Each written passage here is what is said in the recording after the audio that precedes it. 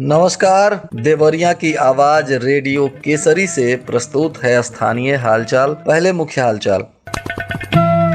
किसानों को खाद की कमी ना हो, इसके लिए डीएम का सख्त निर्देश जारी। वृद्धा पेंशन के लिए पेंशनरों का आधार प्रमाणीकरण अनिवार्य, जिला प्रशासन ने दिया निर्देश। छात्रवृत्ति के लिए आवेदन की अंतिम तारीख तय, समय से आवेदन नहीं करने वाले छात्र हो जाएंगे वंचित। जिलाधिकारी ने सभी वरीय पदाधिकारियों की जारी की CUG नंबर, ताकि लोग अपनी समस्याओं के लिए कर सकेंगे बात। स्थानीय हालचाल के इस अंक के साथ मैं अनिकेत मिश्र। अब हालचाल विस्तार से। देवरिया के जिलाधिकारी जितेंद्र प्रताप सिंह ने जनपद में उर्वरकों की उपलब्धता बनाए रखने और उर्वरकों के अंतरराज्यीय परिसंचलन को रोकने हेतु अपर पुलिस अधीक्षक और समस्त उप जिलाधिकारी तथा समस्त क्षेत्राधिकारी को निर्देशित करते हुए कहा है कि जनपद से लगे बिहार प्रांत के सीमावर्ती क्षेत्रों पर सतर्क निगरानी रखी जाए एवं प्रदेश के सीमा से बाहर जा रहे प्रत्येक वाहनों की जांच की जाए, ताकि किसी भी स्तर पर उर्वरक का परिसंचलन न हो सके, ताकि जनपद के बाहर उर्वरक ना जा सके और भविष्य में उर्वरकों के संभावित अभाव से भी देवरिया के किसानों को बचाया जा सके। उर्वरकों के अवैध परिसंचलन में संलिप्त पाए जाने वाले असामाजिक तत्वों के विरुद्ध आवश्यक वस्तु अधिनियम 1955 और उर्वरक अधिनियम आदेश 1985 तथा अन्य सुसंगत धाराओं के तहत कार्रवाई सुनिश्चित की जाएगी। उन्होंने बताया कि वर्तमान में रबी सीजन की फसलों तथा आलू, दलहन एवं तिलहन की बुआई का कार्य सितंबर के द्वितीय पखवाड़े से प्रारंभ हो जाता है और कृषकों के द्वारा इन फसलों की बुआई हेतु उर्वरकों यानी खाद की आवश्यकता पड़ती है और इसका तेजी से खरीद बिक्री किया जाता है। इसीलिए किसानों को कोई समस्या ना हो, जिसके लिए देवरिया जिला प्रशासन ने यह कदम उठाया है। जिला समाज कल्याण अधिकारी जयसवार लाल बहादुर ने बताया कि वृद्धावस्था पेंशन योजना के अंतर्गत जनपद में अभी तक 21,920 वृद्धावस्था पेंशनरों द्वारा पेंशन की वेबसाइट पर अपना आधार प्रमाणीकरण नहीं कराया गया है। इसके कारण इन पेंशनरों को पेंशन की किस्त का लाभ नहीं प्राप्त होगा। जिन वृद्धावस्था पेंशनरों द्वारा अभी तक पेंशन की वेबसाइट पर अपना आधार प्रमाणीकरण नहीं कराया गया है, वे अपने बैंक पासबुक, आधार कार्ड की छाया प्रति विकास भवन में स्थित जिला समाज कल्याण पदाधिकारी देवरिया के कार्यालय में तत्काल जमा कर दें, अन्यथा ऐसे लोगों को पेंशन के धनराशि की प्राप्ति नहीं हो सकेगी।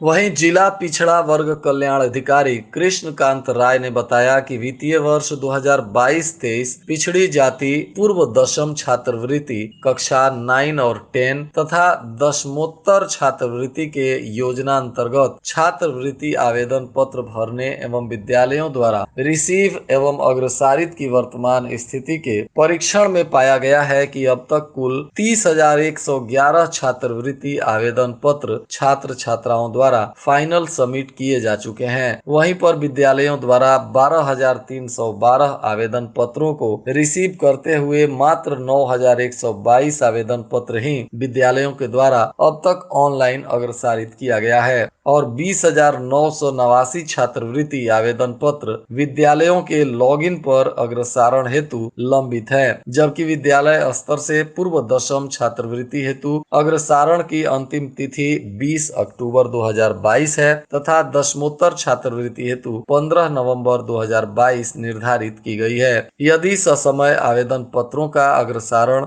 विद्यालय द्वारा नहीं किया जाता है तो ऐसे में लंबित आवेदन पत्र वाले छात्र छात्रवृत्ति योजना से वंचित हो जाएंगे।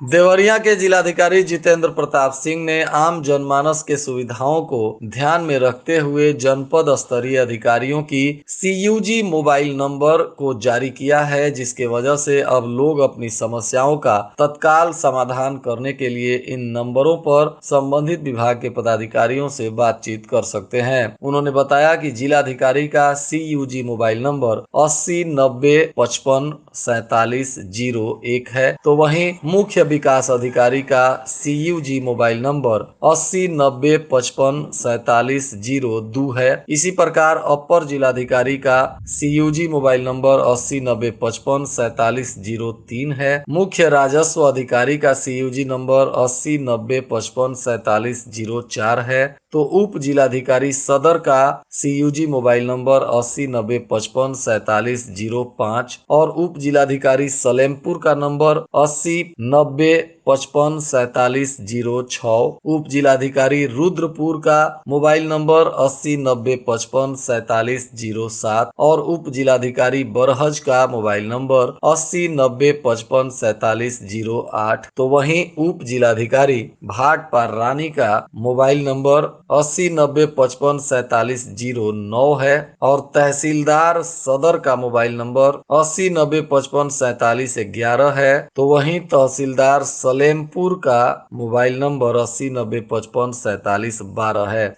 इसी तरह से सभी पुलिस पदाधिकारी और जिला प्रशासन के पदाधिकारियों का नंबर जिलाधिकारी के द्वारा जारी किया गया है। देवरिया के मुख्य विकास अधिकारी रविंद्र कुमार ने महात्मा गांधी नरेगा के अंतर्गत प्रत्येक सोमवार को समस्त विकास खंड के कार्यक्रम अधिकारी एवं अतिरिक्त कार्यक्रम अधिकारी के साथ योजना अंतर्गत महत्वपूर्ण बिंदुओं पर आयोजित समीक्षा बैठक में निर्देश दिए। उन्होंने सितंबर माह 2022 तक प्रत्येक विकास खंड में 2 अमृत सरोवर पूर्ण कराए जाने के निर्देश दिए थे, जिसके सापेक्ष मात्र विकास खंड बनकटा एवं तरकुलवा में एक एक तालाब पूर्ण किया गया है। अन्य किसी विकास खंड में कार्य पूर्ण नहीं किए जाने पर संबंधित अधिकारी को सचेत करते हुए मुख्य विकास अधिकारी ने निर्देश दिया कि 10 अक्टूबर तक सितंबर माह के लक्ष्य के अनुरूप कार्यों को पूर्ण कराएं और उसके फोटोग्राफ को ग्रुप में पोस्ट करें। साथ ही उन्होंने विकास खंड में 4-4 खेल मैदान विकसित करने को लक्ष्य दिया था, परंतु अभी भी 34 खेल के मैदान पर कोई भी कार्य प्रारंभ नहीं हुआ है, जिसके वजह से उन्होंने नाराजगी व्यक्त की और उसको जल्द से जल्द पूरा करने का निर्देश दिया। नकली खाद्य सामग्री के विरुद्ध आज भी देवरिया प्रशासन के द्वारा अभियान चलाया गया और कई दुकानों से सैंपल कलेक्ट किए गए हैं, जिनकी जांच पड़ताल करवाई जा रही है। देवरिया जनपद के RC पांडे ने बताया कि आयुक्त खाद्य सुरक्षा एवं औषधि प्रशासन सेक्टर C अलीगंज उत्तर प्रदेश के निर्देश के अनुसार जिलाधिकारी देवरिया के द्वारा आदेश पारित किया गया है और इसी को ध्यान में रखते हुए लगातार नकली खाद्य सामग्री के विरुद्ध जांच पड़ताल का अभियान चलाया जा रहा है। वहीं देवरिया के जिलाधिकारी जितेंद्र प्रताप सिंह की अध्यक्षता में राष्ट्रीय खाद्य सुरक्षा मिशन योजना दलहन और तिलहन की जिला अधिशासी समिति और राष्ट्रीय कृषि विकास योजना की परिचालन समिति एवं आत्मा योजना इन सीटू योजना की गवर्निंग बोर्ड तथा जिला भूमि एवं जल संरक्षण समिति की बैठक गांधी सभागार विकास भवन देवरिया में की गई। जिलाधिकारी ने कहा कि कृषक प्रशिक्षण के अंतर्गत अधिक से अधिक कृषक को प्रदेश के बाहर प्रशिक्षण हेतु भेजा जाए। इसके अतिरिक्त उन्होंने समिति के उपस्थित सदस्यों से सुझाव प्राप्त कर कार्य योजना में सम्मिलित किए जाने के निर्देश दिए। वहीं उन्होंने कहा कि सभी विकास खंड में 10-10 पोषण वाटिका का निर्माण कराया जाना था, परंतु इसकी समीक्षा में अब तक मात्र 5 काम ही पूर्ण किए गए हैं। इसको लेकर भी उन्होंने फटकार लगाई और कहा कि इसको जल्द से जल्द पूरा कराएं। इसके अलावे उन्होंने कहा कि योजना के अंतर्गत काम करने वाले परिवारों को 100 दिवस का रोजगार भी उपलब्ध कराना है और इसमें 29,017 कार्य दिवस का लक्ष्य रखा गया था, परंतु अब तक 1920 परिवारों को ही 100 दिन का रोजगार उपलब्ध हो सका है। जिलाधिकारी ने क्षेत्र में स्थापित मां दुर्गा की प्रतिमाओं की विसर्जन 5 और 6 अक्टूबर को जनपद के मुख्य विसर्जन स्थलों पर विसर्जित करने को लेकर उन्होंने अधिकारियों को निर्देश दिया है तथा अधिकारियों को दायित्व का भी निर्धारण किया गया है। नामित सभी अधिकारियों को व्यवस्थाओं का पूरा ख्याल रखने का निर्देश दिया गया है। साथ ही संबंधित खंड विकास अधिकारियों को पूर्ण रूप से उत्तरदायी बनाया गया है। उन्होंने निर्देश दिया है कि प्रकाश की व्यवस्था, आने जाने के लिए अलग अलग मार्ग की व्यवस्था, बैरिकेटिंग, नाव, नाविक, गोताखोर इत्यादि की व्यवस्था तथा घाटों की साफ सफाई और पेयजल के लिए टैंकर तथा लाइटिंग इत्यादि की भी व्यवस्था करने का निर्देश दिया गया है। और आज के मौसम का तापमान देवरिया में न्यूनतम 25 डिग्री सेल्सियस और अधिकतम 30 डिग्री सेल्सियस रहने की संभावना है। बारिश की संभावना बनी हुई है। अंत में मुख्य हालचाल एक बार फिर। किसानों को खाद की कमी ना हो, इसके लिए डीएम का सख्त निर्देश जारी। वृद्धा पेंशन के लिए पेंशनरों का आधार प्रमाणीकरण अनिवार्य, जिला प्रशासन ने दिया निर्देश। छात्रवृत्ति के लिए आवेदन की अंतिम तारीख तय, समय से आवेदन नहीं करने वाले छात्र हो जाएंगे वंचित। जिलाधिकारी ने सभी वरीय पदाधिकारियों की जारी की CUG नंबर, ताकि लोग अपनी समस्याओं के लिए कर सकेंगे बात। इसके साथ ही रेडियो केसरी से प्रसारित स्थानीय हालचाल का यह अंक समाप्त हुआ। नमस्कार।